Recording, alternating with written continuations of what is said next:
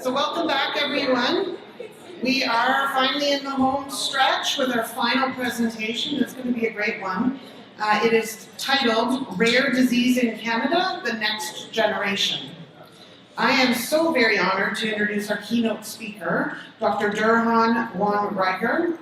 She is the President and CEO of the Canadian Organization for Rare Disorders. She holds a PhD in psychology from McGill University and previously served as professor at the University of Windsor. Internationally, she is president of the Asia-Pacific Alliance of Rare Disease Organizations, treasurer of the United Nations Non-Governmental Committee for Rare Diseases, a patient advisor to the APEC Rare Disease Network, member of the International Research Consortium on Rare Diseases, and RDI Lancet Commission on Rare Diseases, as well as board member of Testing to Targeted Treatments. She is co-founder and immediate past chair of Rare Diseases International. In Canada, she is chair of the Consumer Advocate Network, president and CEO of the Institute for Optimizing Health Outcomes, and chair of the Canadian Heart Patient Alliance. She is currently co-chair of the Implementation Advisory Group of Canada's National Strategy for Drugs on Rare Diseases. A certified health coach, trainer, and frequent lecturer, Dr. Wong-Rieger has authored 3 books and multiple articles. And now, here's a brief overview of what she will be speaking about.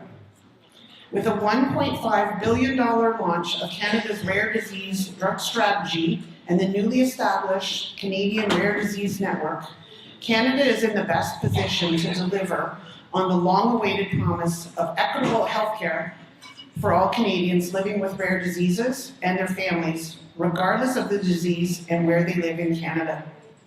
As the National Alliance of All Rare Disease Patient Organizations and the advocacy voice, uniting all stakeholders, the Canadian Organization for Rare Disorders is setting out an ambitious plan to leverage the expertise, community commitment, political will, and funding to lay the groundwork for efficient, effective, equitable, and sustainable access to diagnosis, treatment, and support.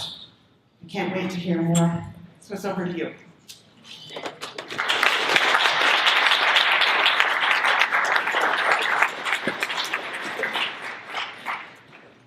Well, that was pretty amazing, and that might be the best you're going to hear.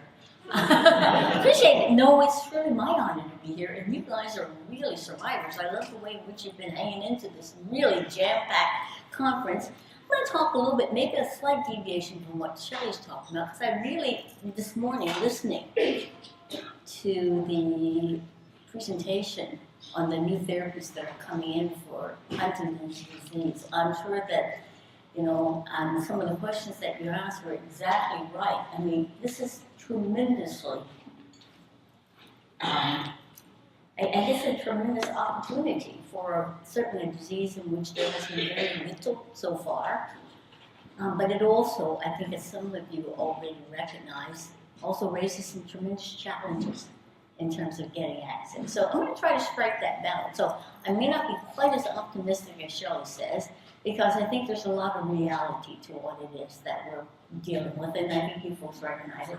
So I'm going to talk a little bit about both, but I really do feel that you are in the best position of any group in terms of new therapies coming in because of the time that we are in Canada with regard to rare diseases. So let me sort of start here.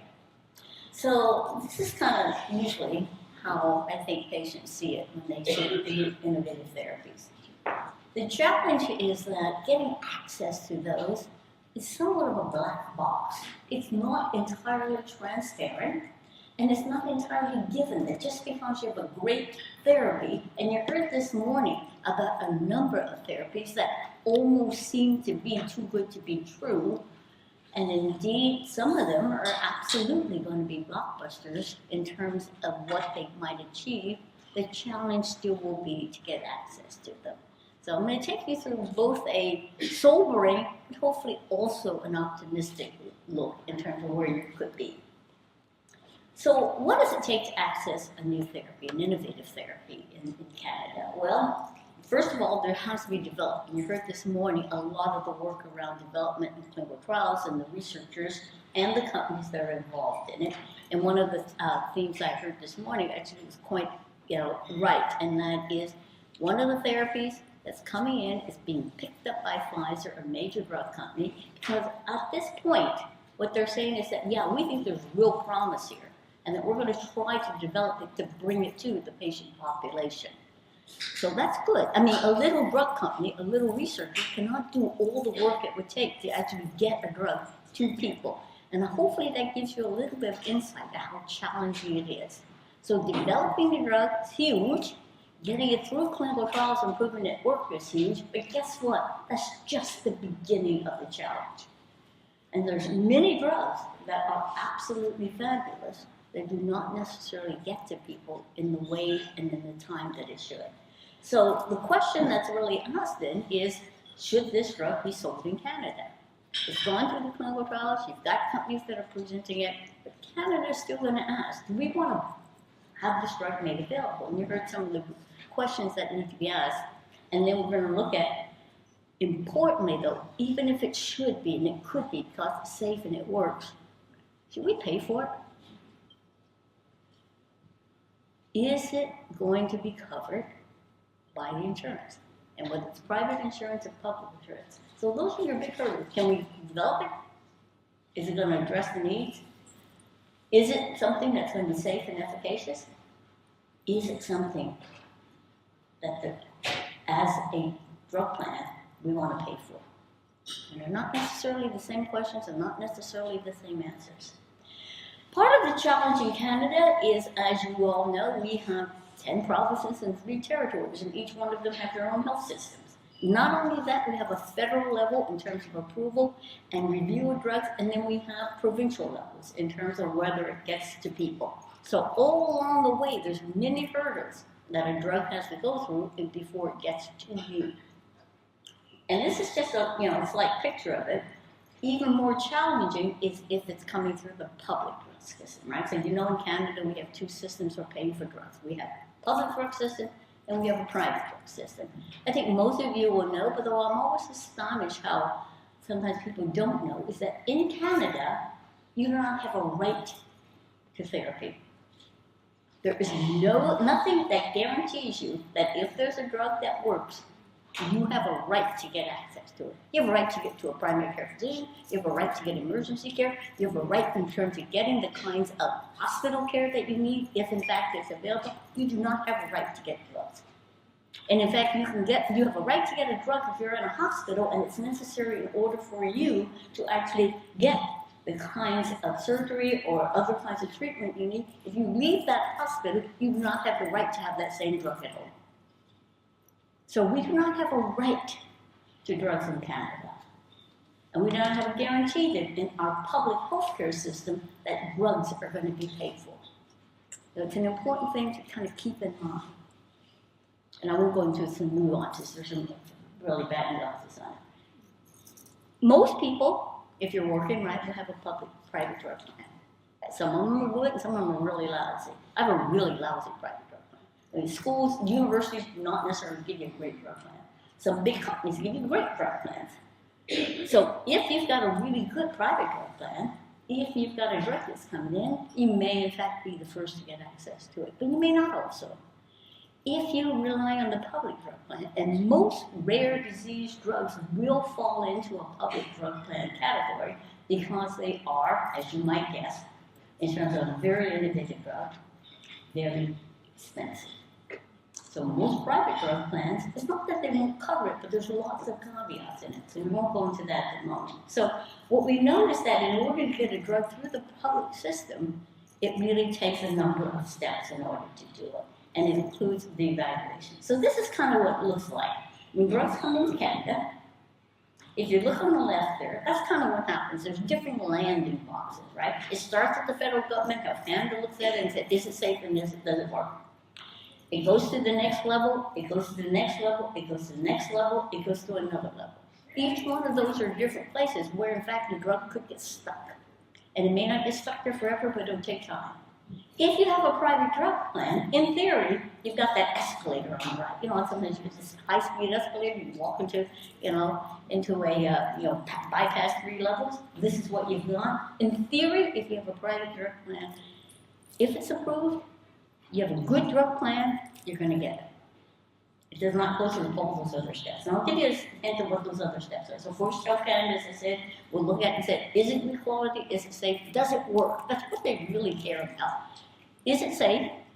Does it work? And really, the benefits outweigh the risk. And if it does, they'll say, okay, we'll give you, we don't actually get a license for drugs in Canada, you get a notice of compliance. It complies with what Health Canada says, where the minimum standards would be sold. And then it goes through 2 bodies. Some of you know. How many of you know about the health technology assessments? The Canadian Drug Agency and the INS? That's because you haven't had any drugs. If you have had any drugs in Canada, you would know this intimately. It goes to these bodies. After Health Canada says, yes, okay, it goes to these bodies, and their question is quite different. Their question is, does it have a place in clinical care? And part of that question depends on, the drug you've got. One of the questions it asks is, how does it work compared to standard of care? So everybody knows that, you go to a hospital, you see a physician, you get, and certainly with Huntington's as well, there are guidelines for what the standard of care is, best practice guidelines. So the question, and you may have drugs that are part of it, right? The question that they will ask here is, how does this drug work compared to the standard of care? Now, listening to what you heard this morning, you would say, well, of course it works better than standard of care. What are all these wonderful things it does? Not that easy. Canada Drug Agency may look at it quite differently than they do, than you might think commonly. It is quite an interesting challenge, especially for rare disease drugs. If you think about a big population drug like diabetes or cardiovascular disease or something, how many people are in a clinical trial? Thousands. You heard this morning. How many people are in clinical trials for the drugs that you're looking at? 12. And you heard the questions this morning.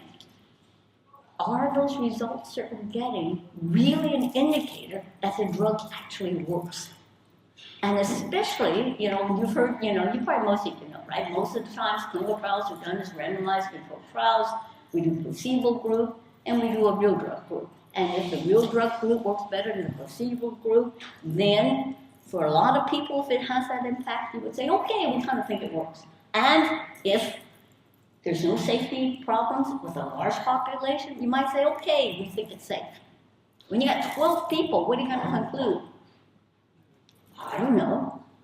And as you heard this morning, people have better than a placebo effect, which is kind of true. It does, right? Well, Health Canada isn't going to say, okay, we should make it available to everybody on the basis of a potential placebo effect.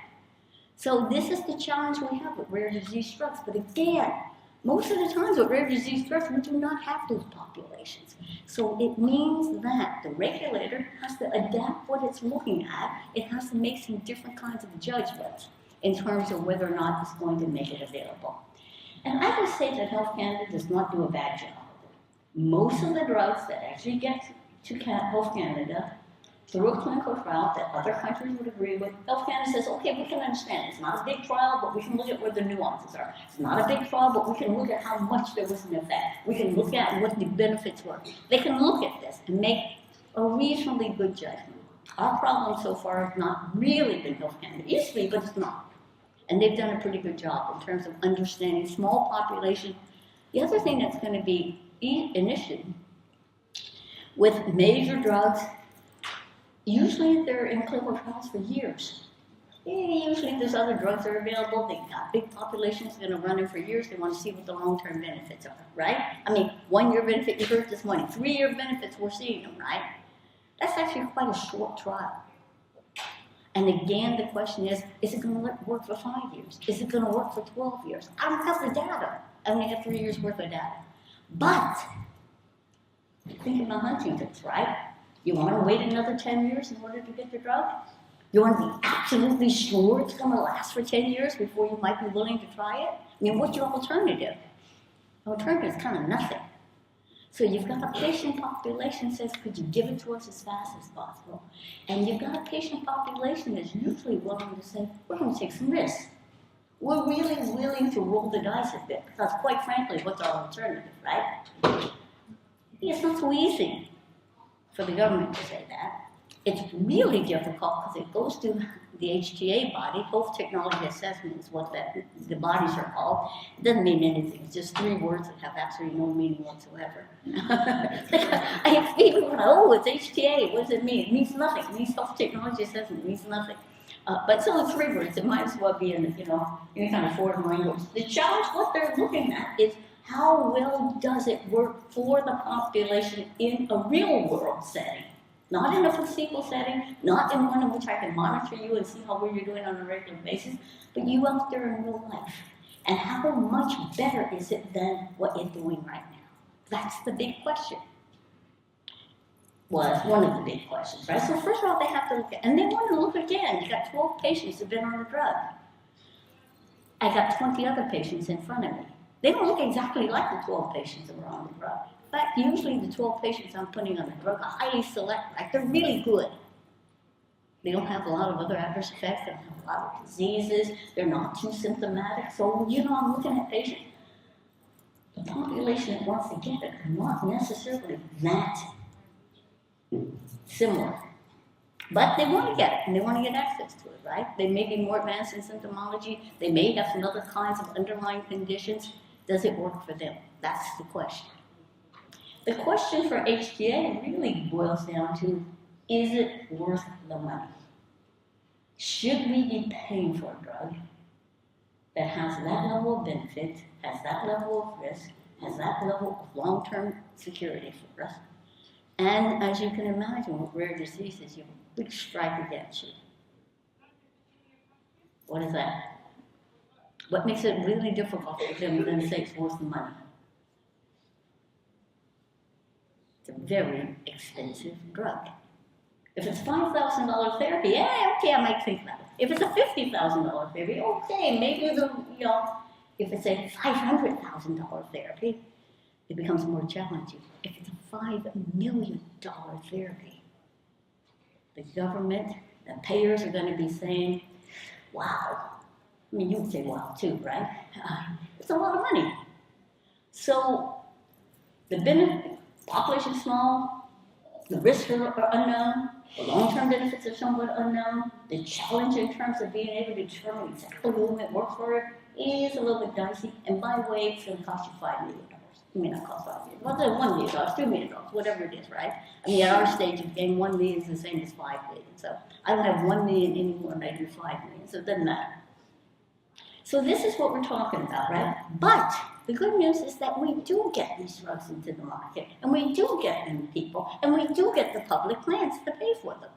That's the good news. The question is making sure we get there, and how do we do it? Part of the answer as well is it goes to this body called the Pan-Canadian Pharmaceutical Alliance. They go in and negotiate the product. So the company comes in and says, we want to charge $5 million for it. This is what we're getting in the States for it. And the government says, and the negotiators say, we don't want to pay $5 million for it. And the CDA has already told us, based on the cost-benefits analysis, we think it's only worth maybe $150,000. Honest to gosh, this is kind of the answer you get a lot of times. It may be worth $200,000. So we're going to now have to negotiate the price. So you can imagine kind of what challenges go into that. Either you buy a house, right? You want to go pay a house, and you say, okay, I'm going to offer you $250,000. And the guy says, okay, I got $2 million here. And we're going to negotiate. And that's not going to be an easy negotiation. But that's part of the challenges in terms of negotiating the price. And that's what this agency does. So you got first step, getting through the regulator. Second step, you get it through the assessors who are saying, who does it work for, how well does it work, and how much should it be evaluated at. And then you get to this body that says, okay, now we're going to negotiate the price. Once upon a time, before we had the Pan-Canadian Pharmaceutical Alliance, a company would have to go to every single province and negotiate with each and every payer. That took forever. And that was very challenging. Now you negotiate one, and you have a bit more clout to it. But Anyway, so this is what happens. It's in the next step. You can see that all the provinces are working on this together. You might say, okay, we got it. We sign an agreement. We say, okay, we're going to pay this amount for it. It still has to go to each and every province. For them to say, okay, we got a price. We got a criteria who gets access. We now have to decide whether we're going to put it into our drug formulary. We have to decide.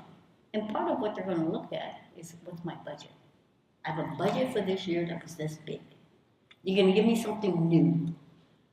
I don't necessarily have more in my budget. I don't actually have a bigger budget.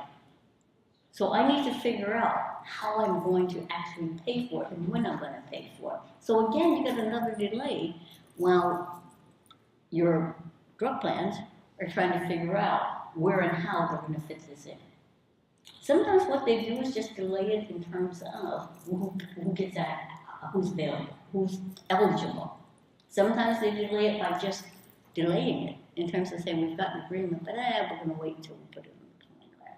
So it can still take some time. This is kind of, the private payers, in some respects, the private payers are kind of good news, but they're not necessarily good news anymore for rare disease drugs. Unless you have what we call an open plan.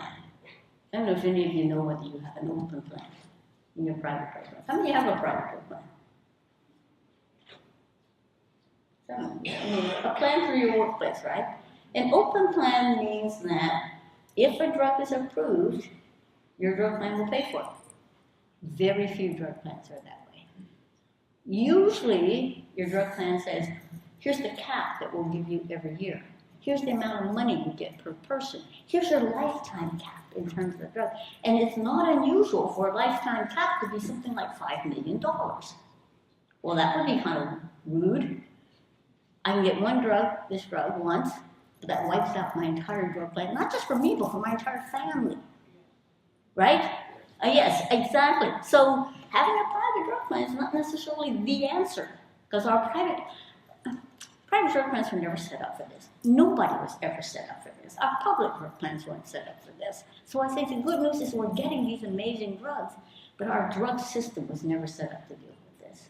And this is the challenge we've got, right? But we are getting them, and they do happen. So the problem is that our drug plans, our drug system, even our healthcare system was never designed for us, right? It wasn't designed for rare diseases. It wasn't designed to go out and look for patients who have very, very unique kinds of disorders and be able to provide them with personalized treatment plans. Patients have very complex conditions that they're going to take care of. Huntington's has done an amazing job of being able to help put together some of those guidelines, have been able to work with their specialists to create those kinds of networks that make it work. Many other rare diseases are not so forward-thinking and not so well organized, or they're not big enough. Huntington's is a small rare disease, but it's big compared to many of the other rare diseases that we have. We got a new drug that came in just recently for Rett syndrome. Rett is not that rare, but it's not organized the way Huntington's is. Same thing, they've got a first new therapy that just came in. It went to Health Canada and they said yes. It went to CBA and they said no. Go back and do some more research, get some more data. Spend several more years at demonstrating that it works. So it's not that straightforward, right? Because our systems were never designed to do this. So this is the challenge. I'm not trying to put it down on you because I know it's very exciting, but I know you already are cognizant of it. You don't live in a vacuum. Timelines are long, I won't belabor that. The median timelines for rare diseases is even longer than it is for an innovative drug for a more common disease. It's very long timelines. Much longer than they are in many other countries, to be honest with you. Partly because we've got this multi-step process, and every single step takes its own amount of time and has its own questions. I'm not saying it's deliberately that way, I'm just saying that this is the way our healthcare system is set up. We have a unique challenge here. So what happens then? I'm just going to run through some quick slides for you. What usually happens, of course, is that patients have to get involved. And that's where patient advocacy comes in. And this is why I'm telling you this now. because you don't want to wait till the last second to start to think about how you're going to advocate for these drugs. And I give you this example again. We're working with the Rett syndrome community. Nobody was prepared. People kind of thought, okay, we've got a drug, we've got a first drug, it's the first one for a very, very serious condition, you know, as serious and as complex as Huntington's. And the answer is no, we were not prepared for no. And so you have to be prepared. You have to think. This is one of the first rare disease drugs that ever came in, Fabry disease. It's a drug for a very serious lysosomal storage disease. At the end of the day, if you're not treated, it ends up with severe liver failure and kidney failure and ends up with cardiovascular failure. Many of the people with it affects mostly males. Most of them will die by the age of about 50, but many of them quite early for that. Drug works extremely well. The reason the disease occurs is because there's a buildup of these glycogen, these materials that are waste materials. This drug removes the waste materials. So it works extremely well. Again, government said right off the bat, no. You know, we went through a long advocacy in order to get access to it. At the same time, there were 2 or 3 other drugs came in, one for children's disease, version of this disease, again, a storage disease problem, again, build up different waste materials. This is a case in which there was long delay to a cystic fibrosis drug. Cystic fibrosis, somebody says, I know it's a rare disease. It is a rare disease. It's one of those diseases that's well organized. People know it very well. They kind of think it's much more popular than it was. This, again, was the first effective drug for cystic fibrosis, which most people think of as a lung disease. It's not. It's a highly infectious disease, and people will, most of the time, die by their early young adulthood. First drug that worked for it. Again, the first answer was no. This is one of my favorite young advocates. She was 14 years old at the time, and she took upon herself to hold a campaign to kind of get access to the therapy. A better drug therapy came out a few years later for a larger part of the population. She had opened the door, and by the time this better therapy came, there was a full-on campaign to get access to it. Today, everybody in Canada with cystic fibrosis, except for a very small portion, can get access to this amazing life-saving therapy.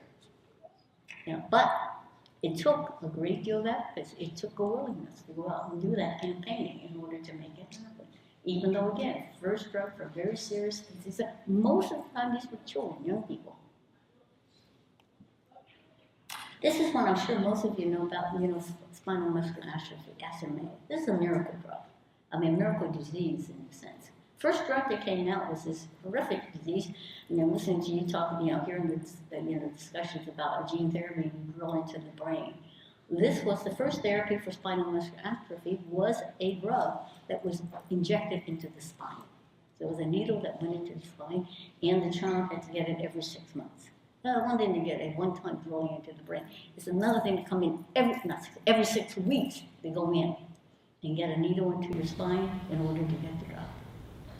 Extremely, again, a condition in which if you don't get access to treatment, children, sort of like a very advanced form of muscular dystrophy, begin to lose the ability to sit up, to be able to swallow, certainly lose, and some of them, ability to even roll over on their own. They will end up, if they survive in a wheelchair, they will end up with severe delays and handicap. Drug came in, the government said no. Long campaign to get access to Spinraza. The good news about this was, we had the first case, children got access to it. Very expensive drug. I mean, in the scheme of things, it's expensive. It's like $170,000 a year. It's pretty expensive. And, but the drug was finally made available. In a few years after that, not very long, the gene therapy came along. Gene therapy was one of the first gene therapies in Canada for any drug. It was about $2 million. The good news is that because there had been such advocacy for the injection drug, and there's so many kids, so many kids for a small patient population who are getting access to it, and we're doing very well, the government now had a very interesting question. Remember I said, what does health technology assessment look at? It looks at what is the drug in comparison to the current treatment. By this time, nusinersen, Spinraza had become the standard of care. So now I have a standard of care that costs about $170,000 a year.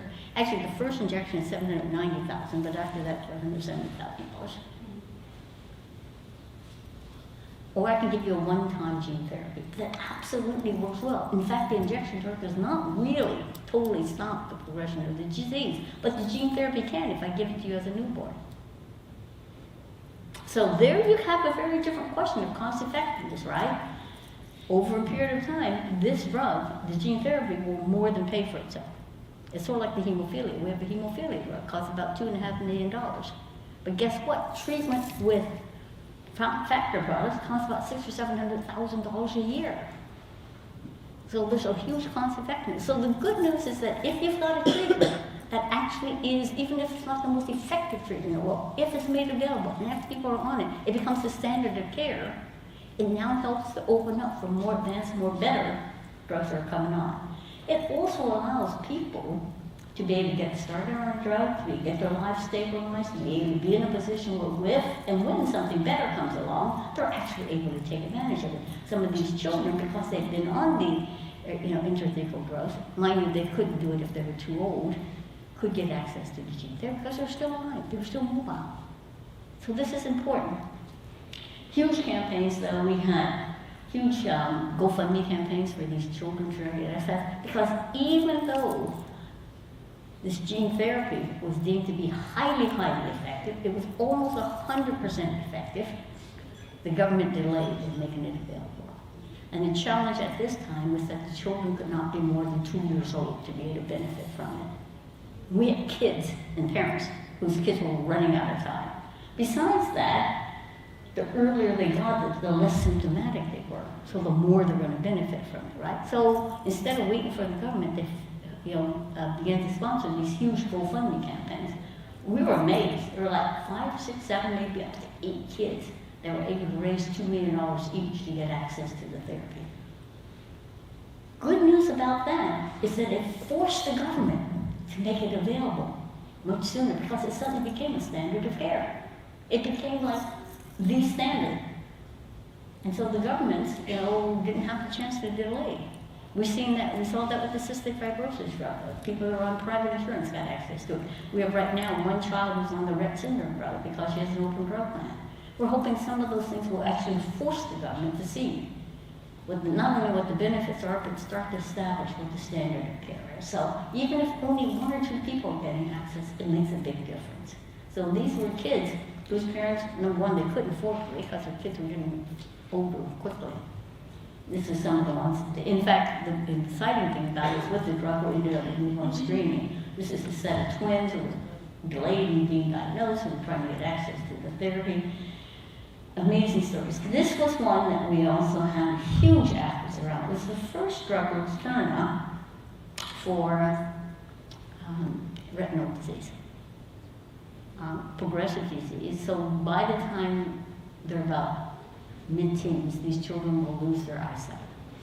It's a therapy, a gene therapy. Horrifying thought is that gene therapy is injected directly into your eyeball. But it's okay, the eyeball doesn't have any nerves in it. That's true. It doesn't have any nerves in it. But they have to get the injection into the eye. The trouble is you have to have the injections before you go blind. Once you go blind, it's not going to reverse those cones. It's for the retinal cones, right? We're fighting. You see 2 children in there. They were losing their eyesight, waiting to get access. The government had approved it. Even the Health Technology Assessment had approved it.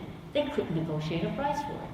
It took 2 years to negotiate a price, and meanwhile these children were losing their eyesight. The young boy is amazing. He's actually a concert pianist. He was going away to university. He wanted to be able to live alone, and we were fighting to get him access before he was at a point where he wasn't going to be able to live on his own at university. It took about 2 years to get him access. So this is what I'm just telling you. Okay, these are all the things. Now the good news is that in comparison to that first Fabry drug, when they were saying no trauma was everything, and there were only 20% going through, now the Health Technology Assessment is approving about 90% of the rare disease drugs that are coming in. So you're benefiting from a huge wave now of getting access to these drugs. And for non-oncology drugs, okay? Most of these, as we say, are paid for by the public plan. Even if you have private insurance, patients end up getting lumped into a public plan. So you see that most of them are getting access. There's a couple of them are not yet getting access to it. All of them in the range of somewhere between $1 million and $3.5 million. So they're all in that ballpark. I mean, this is the going price for these therapies. This is under non-oncology status. This is the drugs in terms of being funded. We're still waiting for negotiations for the sickle cell disease and thalassemia drugs, and these are, I don't know why they're dragging out the negotiations. The challenge in all of this is that we don't know what happens.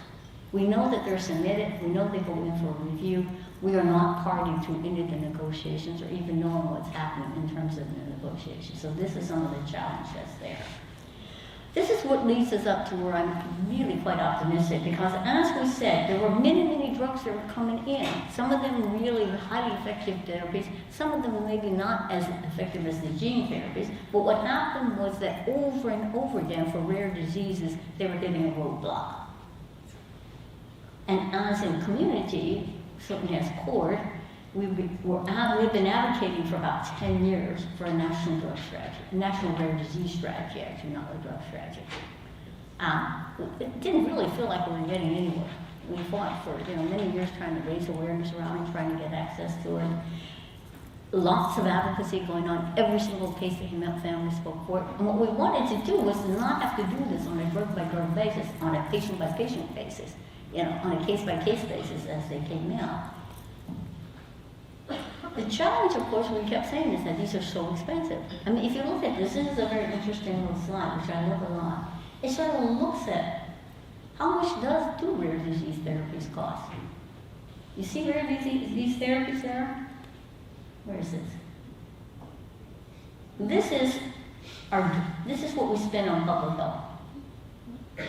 This is kind of what we spend. I'm doing a very good job of pointing. I guess I'll have to point over here. Okay. This is what we actually spend. This is public health spending. This is our spending for rare disease drugs. It's a tiny, tiny little spend. So when we hear people say, well, we can't afford that, it's going to break the budget. How's it going to break the budget? But right now, it's a very small portion of the budget that's actually being spent for rare disease drugs. And of course, there's the offset, as you heard this morning. What about all the other savings that you can have in terms of the healthcare system if, in fact, you're keeping people from becoming as early, progressively, more disabled, more ill? So this is the challenge we've got. This is some of the stuff we think is kind of fun if we look at it, though. How much are we spending in terms of jails and prisons? How much are we spending in terms of cannabis? How much are we spending in terms of other things compared to what we're spending on rare disease drugs and the benefit and the impact of it? So we refuse to accept the fact that these drugs are too expensive for the health system to afford. It's not too expensive. Even at the prices that we're talking about, it's not too expensive because the numbers are very small. Overall, the budget impact is very small. Yeah, if we were talking about cancer, no, you couldn't afford this. But we're not talking about cancer. If you're talking about cardiovascular disease, you couldn't afford it. We're not talking about cardiovascular disease. Well, the reason why they're so expensive is because the market is so small. So you think about the trade-off, right?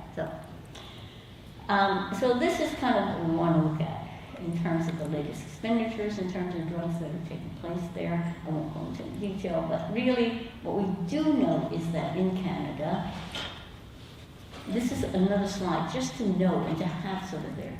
Canada spends less on rare diseases than most other developed countries. We fall way, below many of the other advanced countries. There's no reason why we should. We are a high-income, advanced country with very good healthcare system. There's no reason why we should not be at par with the very best in terms of access. So this comes back to kind of what the role for the patient is. Patient advocacy roles. In the beginning, of course, as you saw, with a lot of individual advocacies, what we have been able to do over time, as you know, is to really get into the system. And this is what we talked about, being able to not only just be outside of the system advocating, which we see, but actually getting to the table and having a seat at the table. Actually making alliances sometimes with different players, including the drug companies, which we do make alliances with, even though we may not necessarily be exactly at the same place in what we're thinking, to the point now where it's almost impossible to make a good healthcare decision without the patient's voice there. That being said, it's almost impossible for us to get something advocated for without the patient's voice. So if we want something, we have to get patients there. We not only need to get patients to advocate on the outside, we got to get patients inside. We got to have them being able to make the case. We got to have them being able to have a part of the providing the basis for it. So over the years, and as I said, we've been advocating for a strategy. 2019, after about more than 12 years of advocacy, straight flat out, federal government announced it was going to give $1 billion for a rare disease drug strategy. Certainly astonished us. And unfortunately, the minute the announcement was made, it was part of their Treasury promise. The government was trying to keep itself afloat. An election was called. Luckily, they won the election, so the $1 billion commitment stood. Unfortunately, this was 2019, 2020, what happened? We had COVID. Everything turned into COVID. The whole thing was stalled for about 2 years.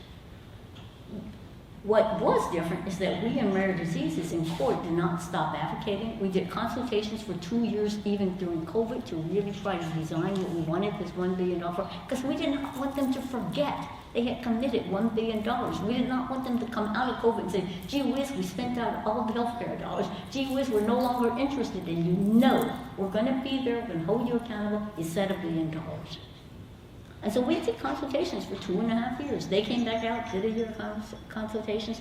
2023, we were there with the health minister when he stood up and he said, gave a commitment, $1.5 billion over 3 years for rare disease drugs. We have a rare disease drug strategy that allocates $1.5 billion to bring in drugs. Now, it's not allocated exactly the way we think it should be perfectly, but it does provide them, the provinces, with the monies to be able to fund rare disease drugs. And what we have seen is that of those drugs that are listed under that rare disease drug strategy, not only are the drugs coming in quickly, not only are the negotiations, remember I told you all these long delayed periods of time that are being negotiated? We had one drug that was negotiated in 12 days, as opposed to 9 months, as opposed to some of them that are 2.5 years. And what we're finding is that not only do they get negotiated, they're getting into the formularies. So the good news is that when the provinces are giving some money to fund drugs, they actually can fund the drugs. So this is what we're seeing. What we're also having them invest in, and the commitment was they need to invest in screening and diagnosis. I know for some of you, the diagnosis takes a long time. The screening may take a long time. Getting awareness. Awareness of the conditions, awareness of the opportunities. You know, an interesting thing about having a drug is that it immediately raises the level of awareness of these diseases among the physicians and among the public.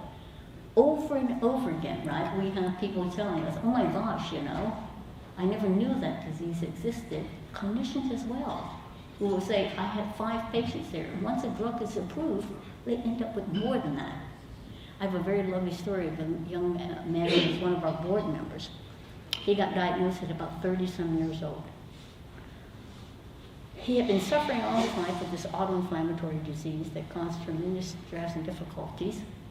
When his daughter was born, for 30 years, nobody could tell him what it is. He'd go in and out of emergency rooms and get all kinds of just kind of easy kinds of treatments, nothing. When his daughter was born, he recognized she had the same symptoms. And he says, oh my gosh, I need to figure this out. I want to go through this. Went into sick kids.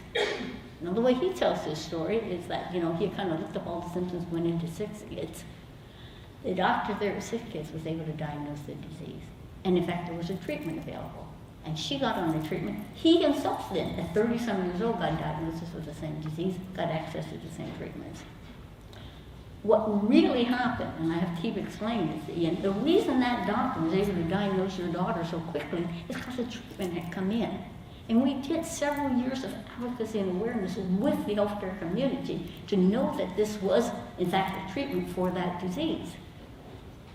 And so that when, you bring in a treatment, you raise the awareness especially among the medical community, of the signs and symptoms to look for so that you get much more quickly to a diagnosis. And we find this over and over again. Sometimes we get accused by the public plans of saying, because they ask companies when they come in, like, give us an estimate how many patients you think have this disease, and they will give them an estimate based on how many patients they know in clinics. Once the drug is approved, sometimes twice as many, 3 times as many, sometimes 10 times as many patients are identified. And they'll kind of think like, oh, well, you were lying to us because you had all these patients. No, it's because all these patients have been there, but nobody had diagnosed them. Because nobody knew what they were looking for. But not only that, subtly, in many clinicians' mind, right, why am I diagnosing something if I can't do anything about it? But if I got a treatment, I can diagnose you, and I can get you access to a treatment. So that becomes sort of a real ability. So now that we have this rare disease drug strategy, our goal also is to increase the diagnosis and the ability to get diagnosis much more quickly to get patients there. We know in many of these cases, only about a quarter of the patients that actually have that condition are actually diagnosed. So these are the kinds of things this drug strategy is doing. One of the important things this drug strategy is doing is that it calls for ongoing monitoring of the patients. So it's not like you can just give them a drug and then, hopefully, they continue to do well. You have to monitor them. You have to keep bringing them back. So this is an ongoing commitment to monitor these patients, which makes good sense.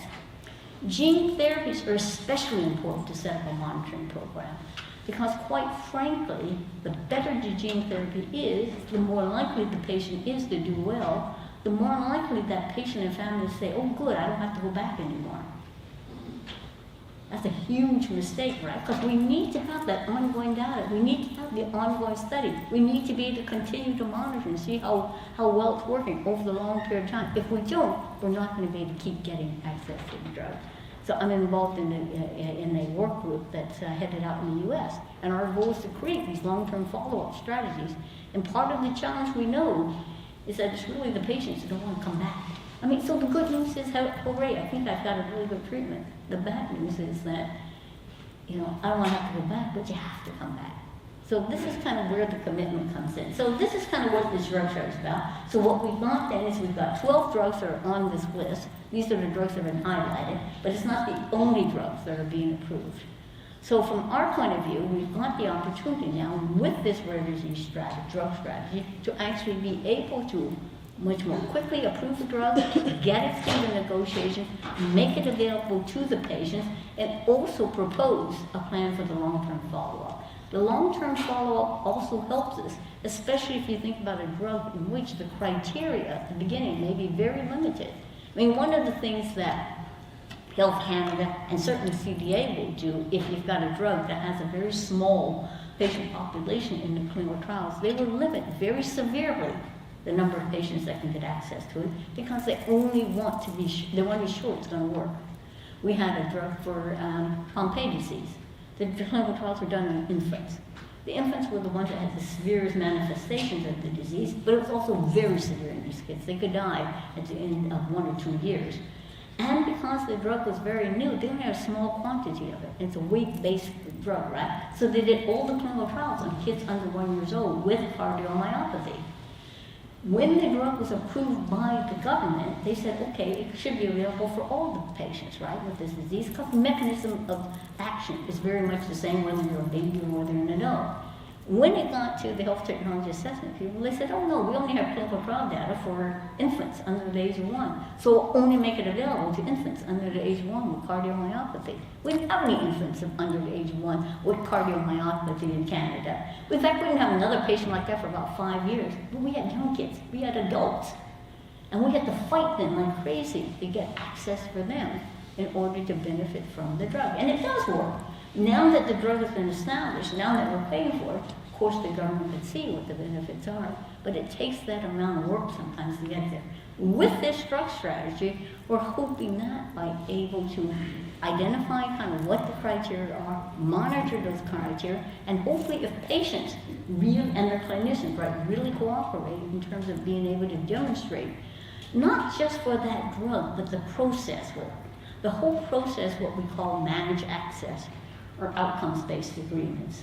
It's sort of an interesting notion, right? I mean, it'd be lovely if you had it for your car or for anything else you bought. You only pay for it if it works. So and you only pay for, you pay for people to try it out because you think it might work. But if it doesn't work, then you can take them off of it. The way the system works right now, let's say I had a clinical trial with 12 people on it. I have the characteristics of that 12 people. I will look around and say, okay, who else in this room has exactly those same criteria? You can have the drug. The rest of you, I'm not going to give it to you because I don't need data about you. But the underlying mechanism is clear. It should work for you. So the drug plan might say, I want to do that. One, I'm taking a bit of risk, but two, I'm paying a lot of money because it might not work. Right? So what's the answer? Is the answer to just give it to people who are in the clinical trials and wait another 5 years before anybody else gets it? Do more clinical trials? No, the answer is something called a managed access plan, or it's something called an outcomes-based agreement. I'll put a bunch of you on it that are pretty likely to benefit, and maybe 20% of you will not really benefit from it. So guess what? I won't pay for you. The government doesn't have to pay. The company agrees. We'll put them all on. If it doesn't work, we will eat the cost, and we'll take the patient off. And of course, if you're a patient that's on it, it's not working for you, no, you don't want to have that drug. Or, from a gene therapy point of view, it's a little harder to say managed access because you don't have to keep coming back. There's actually a very neat solution to it, is that you do a timed basis. So it's a neat answer. It's a $5 million drug. I don't have $5 million, but maybe I can afford $500,000 a year over 10 years. Put you on the drug. I will make my first down payment to you for $500,000. Every year that you continue to have benefits, I'll give you another $500,000 until 10 years is up. If it stops working, if it demonstrates it doesn't work, then I stop paying. Again, the company makes the agreement. We only want to fund people, and we don't want to keep giving it to people for whom it works, right? So there are lots of solutions in there. We had a real interesting fight with the government over these time-based agreements. They said, well, we don't have an accounting system that's set up to do that kind of partial payment. I said, for gosh sakes, you know how to do a mortgage, don't you? It's not that hard. It's like building a hospital. Who pays for a hospital all at once? You pay for it over time. I'm sure you could get your books to do this. So it's being able to provide these kinds of solutions in order to move this work. So as I said, there's a lot of challenges here. I think you're at a very important time because you've got drugs coming in, drugs that have a lot of promise, also a lot of uncertainty to them. Once upon a time, that would have been just game over. Too much uncertainty, go out and do 10 more years of clinical trials and then come back. Get a bigger population and do it and then come back. Now we know we can do better than that. And if we have some extra money that we can use at it, I refuse to have the government say to me, you can't afford it. Yes, you can. You just got $45 million. We had a little girl in Vancouver who had she has Batten disease. She's being taken off for therapy, but long story short was that they said, well, we can't afford it. Yes, you can. We just gave you $45 million. You've got the monies to continue to try it out. If she continues to improve or it's the same, you can keep her on it. If she starts to decline, we agree. We will take her off it. But it gives you that opportunity, right, to work in that uncertainty area. These are the list of drugs. It doesn't really matter that much in terms of what it is. It was a huge feat to get all 13 provinces and territories to sign on. It doesn't always happen, but the government worked very hard to get it. This is the drug fair, you go to. And this is what I'm saying is what we're up to today, right? You've got a pipeline. It's coming up. Guess when you should start advocating to get access to these drugs? You got it, right? And you heard some of the reasons why. You need to build the case. First of all, you need to have good historical data, right? You want to, and you're lucky. You're not lucky, you worked hard at it. You're Huntington's. You have created for yourself a registry. You've created for yourself natural history data. I go back to Batten's disease. This is the challenge is that, the child turned 12 and they said, well, she's not progressing. We have no data for a 12-year-old. Well, that's because most 12-year-olds with that disease had died. There are no children living with that disease. So we're creating natural history. You're also doing the advocacy now. You know, you want to get to the point where, I mean, the good news about Huntington's is that it's actually a well-known disorder, right? Most people have heard of Huntington's. The same as they've heard of muscular dystrophy, the same as they've heard of cystic fibrosis, the same as they've heard of hemophilia. Some of the other diseases we've got, nobody's ever heard of them. You've got a profile there. And people appreciate how challenging the disorder is. This is the time to start making the case. This is also the time to start making a political case. You know, who are your friends? Who have you got in government? Who do you need to start talking to say, these are coming? Also is to make the case for the clinical trials, right? You've got amazing, amazing clinicians here. So you've got big steps ahead. You're in as good a shape, as I think, as the muscular dystrophy community, which just has its first drug coming in. Their gene was discovered 50 years ago. They're now getting their first maybe potentially effective therapy. It's not even gene therapy. It's a very challenging disease. But they have been working like crazy. ALS. The first drugs that came in for ALS, you would have thought that with ALS, people would say, oh sure, you know, we should be making it available. What ALS did not have was a good baseline in terms of what the natural disease was like. Part of it's because it's a highly varied disease, but nobody was collecting that information systematically. You need to do that. You need to start now. You got 2 or 3 years maybe to work toward it. You know, but this is how long it takes in order to be able to set up the case and be able to work with it. It's good for us as well, because we would love to have your voice. And we're saying is that we've gotten the first level of, this is us advocating on Parliament Hill trying to get access to this first drug strategy.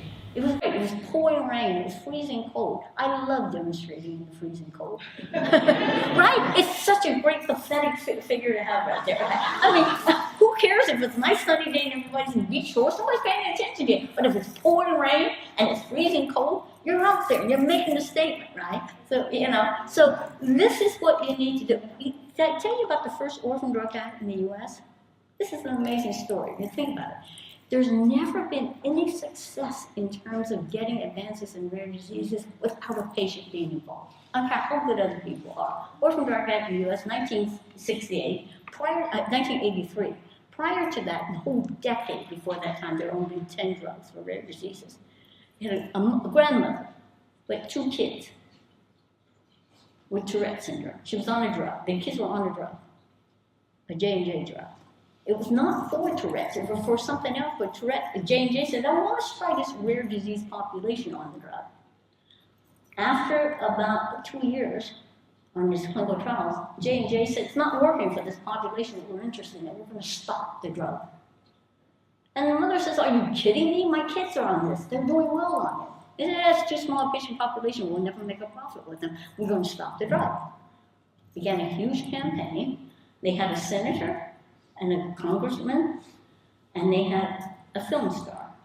Anyway, they did this whole campaign in the U.S., but she was saying, we're talking about they said, well, you need to come to Congress in the U.S. and do a demonstration, because we're going to have hearings, and it'd be great visuals, right? They have the patient community there. She says, are you kidding me? It's February in Washington, D.C. It's freezing cold out there. My patients are in wheelchairs. They cannot get down there.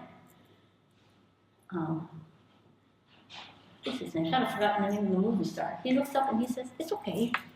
We have a stage in Hollywood that looks just like Washington, D.C. We'll bring all the patients to Washington, to this stage, and they filmed and staged the entire day. To this day, if you ever see pictures of demonstration in front of Washington, D.C., the patients, in front, they're supposedly advocating for the Orphan Drug Act, wasn't never there. It was in Hollywood.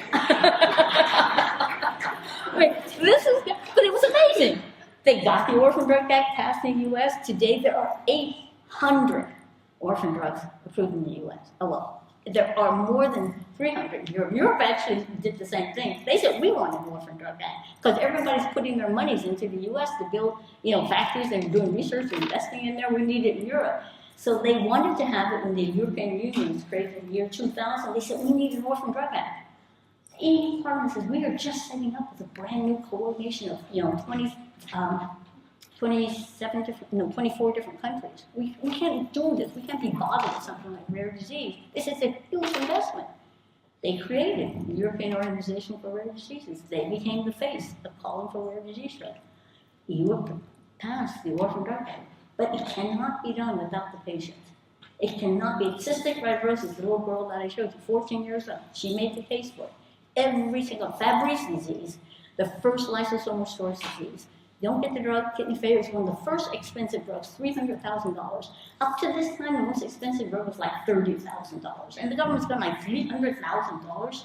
We were sitting at a meeting with the health minister in New Brunswick, in Nova Scotia. A large number of patients causing a sound effect in Nova Scotia. And one of the impacts of not having therapy is that you end up with kidney failure. And the minister said, in all innocence, he says, I'm sitting there at the table with like 12 guys. It's a male disorder. And he says to the guy, Nathan, he says, you have to understand, I cannot pay for these kind of drugs out of my budget. He says, but if you have kidney failure, we will do your kidney transplant for you because it's covered under the budget. And the guy turned to him without batting an eye and said, and minister, will you give me your kidney? I mean, it brings home like, what are we talking about here? We can pay for a kidney transplant because it's part of our budget, but we can't pay for the drug that prevent kidney failure? We actually did get the drug. I mean, he became a great supporter for us. I mean, it's this kind of stuff, though, that only the patients can do. Only the patients can make the case. No matter how good anybody else is, unless the patient community is there, and unless the patient community is organized. You guys are brilliant because you're organized. You're under one national organization.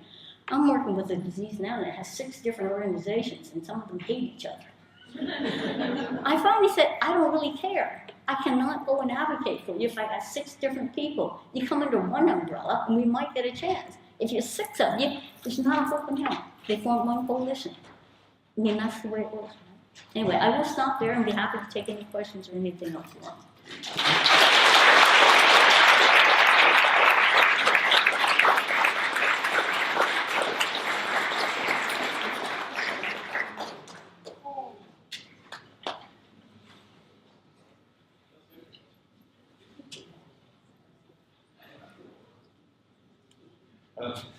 When we hear about the high cost of these treatments, what's typically the composition of those costs? Like, is it they're recovering their R&D or like to try to make a profit, or the cost seems kind of outrageous at times? I say this regardless of who's in the room. I was kind of doing a look around to see who's in the room, but it doesn't matter. Why do drugs cost this much? Part of it is, in fact, there's a high risk to them. Listen to what you heard in terms of the research today, right? How many drugs failed before they got to this point? And you will hear people say, well, it's cheaper to develop a rare disease drug because the patient population is small, because the clinical trials are short. Yeah, but that means you have to get to the point where you've got a viable molecule. To get to that viable molecule, it is not hyperbole to say more than 1,000 molecules would have been tried. Even after it goes into clinical trials, most of them will fail. The reason why big drug companies like the Pfizers, like the Roches, like the Novartis, like the J&Js do not do original research for rare disease drugs, they used to. It's because the failure rate is so high. Now the strategy is, let's let academics do it, let's let research groups do it, let's let startups do it where they can get, venture capital, right? Let them take the risk. If they come to a point where they're at, viable indication of mechanism of action, sometimes even they wait until phase 2, then we will buy the drug, and it will still cost us maybe up to $1 billion to actually bring it to market. And even then, think about what happened in town. We have 2 hemophilia gene therapies. One of them was from Pfizer. One of them was from Vertex. Pfizer got it all the way through the regulator, got it all the way to, in fact, approved by Health Canada, and they pulled it out. They said, we are not going to be able to get a profit out of this. It just doesn't work for us. The profit isn't there, even though it's being charged $2.5 million. So it's very challenging. Do I think it justifies $5 million? It's not an exact figure, right? I mean, it's like an electric car. What are all the parts of it that make the price of the electric car? Will in time, will it go back down? If there are more people in it, will it go up? Some of it is totally bogus, there's no doubt about it. Some of it is the market has set $2 million for gene therapy, so we'll all come in at least $2 million. You know, for once upon a time, $300,000 was the standard price for a rare disease drug. And it became $600,000. Now it's at $700,000. Does it really mean it's cost that much more? It really is part of what is the market willing to pay. Part of it is that there is a high risk, and certainly for rare disease drugs. We have had over and over and over again drugs that we saw very close and they fail. Even with some of the big gene therapies, they come very close and they fail. So it's taking a big risk. So is it an exact number? Probably not. It's like, how do you decide how much a house costs, right? It's a whole bunch of factors that go into it. So could it be cheaper than that? Sure, it could be cheaper than that. Is it going to be cheaper than that? I think it will be cheaper than that in the long run. Because I don't think the market can continue to do what it's doing. We cannot keep bringing in drugs at this price for a very small population. But right now, that's the place we're at. You don't want to be the drugs that public drug plan stands up and says, sorry, we don't want to pay that much. And it's everybody's interest to push it and say, hey, let's see how we can make it happen. Yeah, at some point, it's going to be an absolute, kind of a revision of the system that we'll have to do. Until then, it's in everybody's interest, including yours, to say, okay, let's just sort of see what we can do to get it in the way the system is now.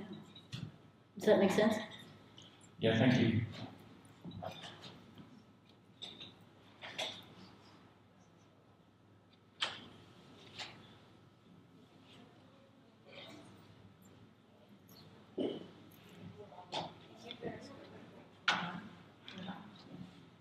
Talk. I think we have some very passionate voices in our community, so I came away very optimistic because I know those voices will speak up when the time comes.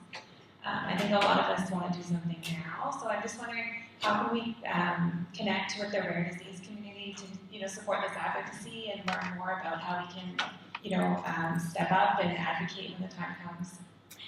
Yeah, you're in a perfect position. I mean, anticipate what they will want from you in order to make the drug funded. They want you to have a good follow-up program. Not only do you have a registry, but you've got clinics that are able to collect information from patients that are on the drug. So you want to make sure you've got clinicians who are primed and ready to advocate with you and also to prescribe the drug. So a lot of education, a lot of awareness in order to make it happen, right? I mean, it's a daunting task for many of them, right? You also want to do is continue to create public awareness. This is not too soon to start hyping it.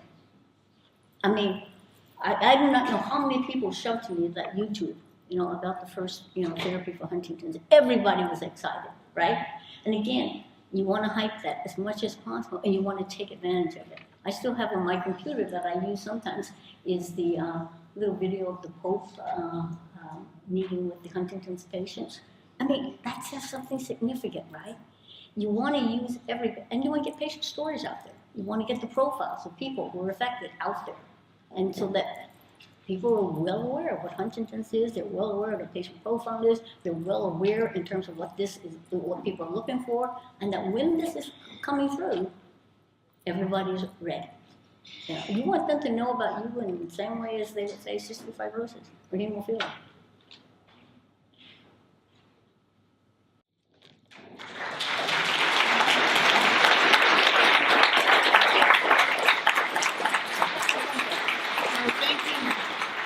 Thank you so much, Dr. Wong-Rieger, for that motivating presentation, and we are definitely lucky to have you championing access to treatment for rare diseases, and we appreciate you so much for all your hard work. Thank you.